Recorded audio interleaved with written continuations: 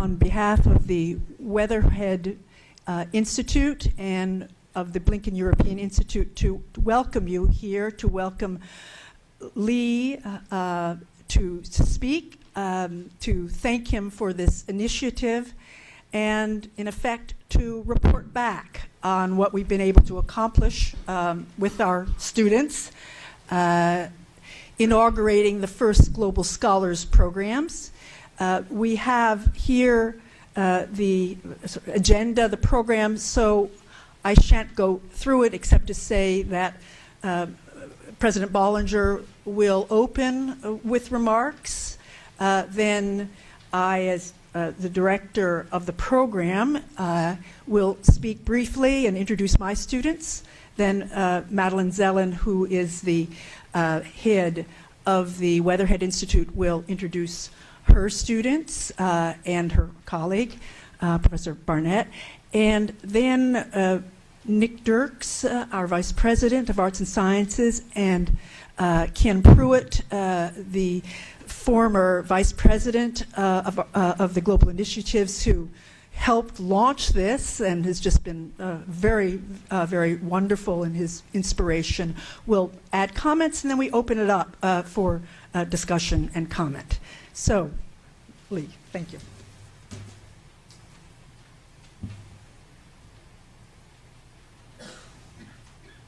So thank you, Vicki. It's a really important moment for the university, because this is the return of the pioneers who have gone out and, as global scholars, have really set a pattern for what we hope will be a much broader educational experience for students in the university. So I am, and I think we all are, really looking forward to hearing from the students. Let me introduce my wife, Jean, here, who has been very deeply engaged with me and everybody else in trying to conceive of and implement the global centers.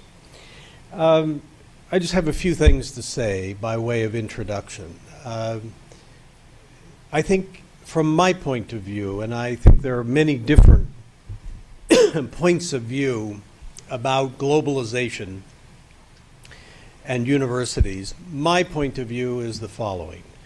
I think we're in an historic era that has two very powerful forces at work changing the world.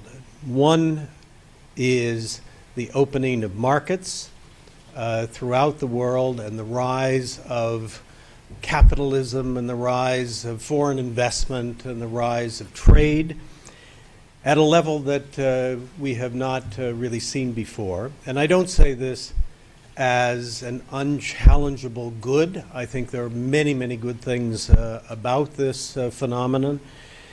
But I also think that there are many things, many issues that are raised by the forces of economics and investment, and I think it is the responsibility of universities to be following whatever the forces are, in this case economic, and to critique them, to evaluate them, to review them, and to recommend what needs to be done. I think you only have to look at the Great Recession and the need throughout the world for a greater sense of coherence in the way in which we approach what is happening in order to avoid what's happened. So the first force is economic. The second major development that is transforming the world is the invention of a new communications technology, the internet.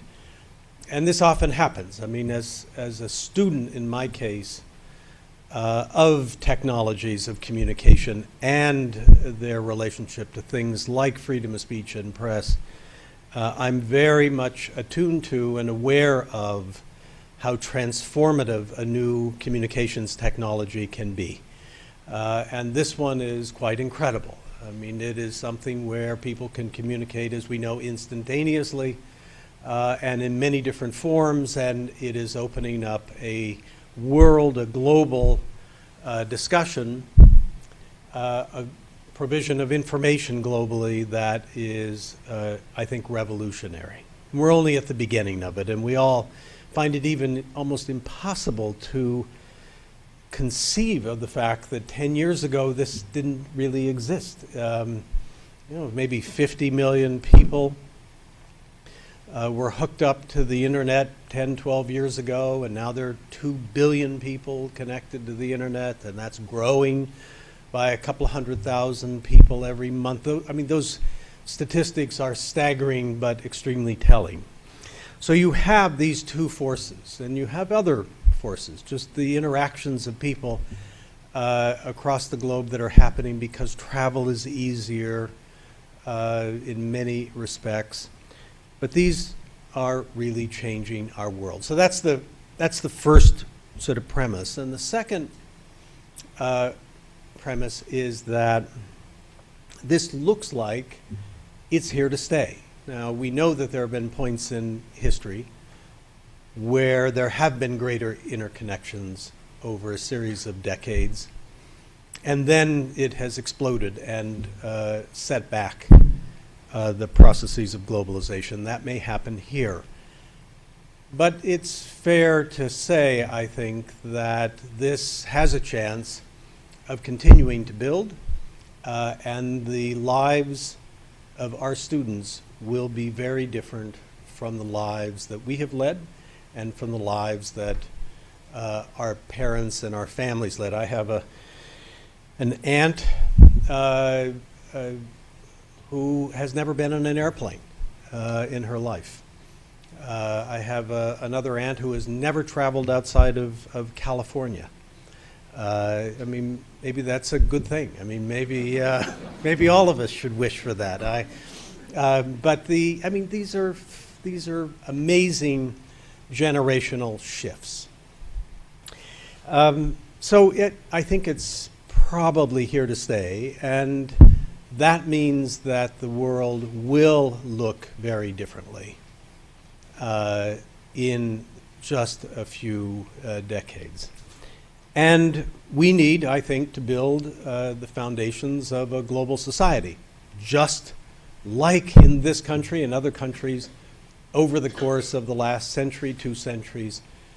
We had to build up a national society with national policies, national principles, national structures that could cope with the greater interconnectedness that was the result of economic activity and new technologies of communication internally to the United States, as well as other things. So it's profound. Those are the forces. It's here to stay in all probability. And then comes universities. In my view, universities do many, many things. And in many ways, some ways, we don't even need the outside world. There's some parts of what we do that are internal to our own thinking about matters that may or may not have any connection to the outside world. But there's a lot of what we do that is connected to the outside world. And the inside and the outside are sort of, in a way, a false distinction. But we do need to have some sense of remove from the outside world. We can't be involved in every single new issue. On the other hand, we can't be so detached that we can't think about things in ways that are fruitful. So as somebody who has been in law schools, law professor, constitutional law, I know that difficult line, but nevertheless an important line between staying aware of what's happening and yet having the detachment to be able to do what scholars do and what an educational system does. So we have to think about the outside world, and the next point is that when the world is changing in the ways that I'm saying it is, and so profoundly, we then are often, as I think we are now, in a position where we are behind. We know too little. We're too ignorant. of these changes, which are partly because it's happening so rapidly. Economies move, economic forces move with such speed, and the technological revolution moves with such speed. It's understandable that our fields and our thinking are not in the right relationship to what's happening to the outside world. And so we need, in order to play the role that universities do and should, in, as I say, critiquing and reviewing and challenging and resisting and helping to promote all those things that we do. In order to do that, we have to be more aware. We have to educate ourselves. Now, we have a lot to contribute to the world, too.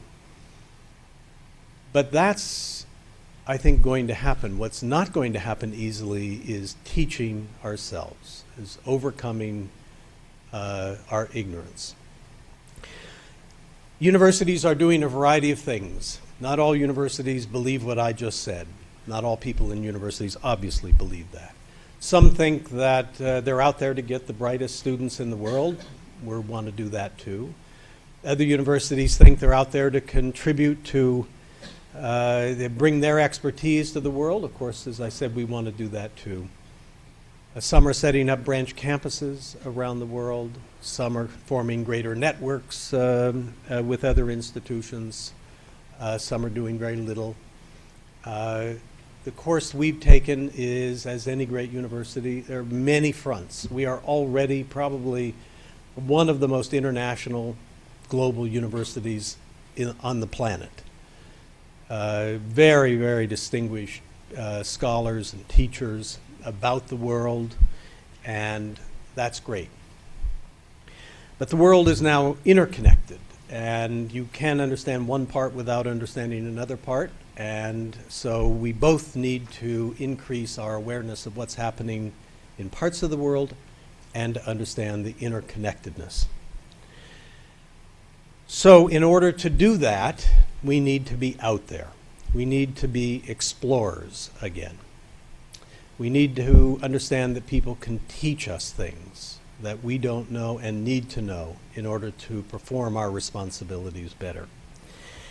And all of that has led to a number of developments, which I will not rehearse, but one of them is the creation of the global centers. And we now have, for the first time, 8 up and running. Ken Pruitt has been the vice president in charge of helping to make that happen, and now Safwan Masri has taken over to do that. And we have our directors of our global centers here, of the 8. They are an incredible group of people, highly distinguished, great staff, very fine facilities, and we're ready to help and facilitate people within Columbia, students and faculty, to go out and to work with local institutions and world institutions on the problems that exist, both to make contributions and to increase our understanding of what is there. The global scholars are our pioneers, as I said. We have many students who study abroad. But this is our first group of students who, with faculty, have gone out to using the centers to try to understand global issues. Cities, middle class, and others, and we'll hear about those today.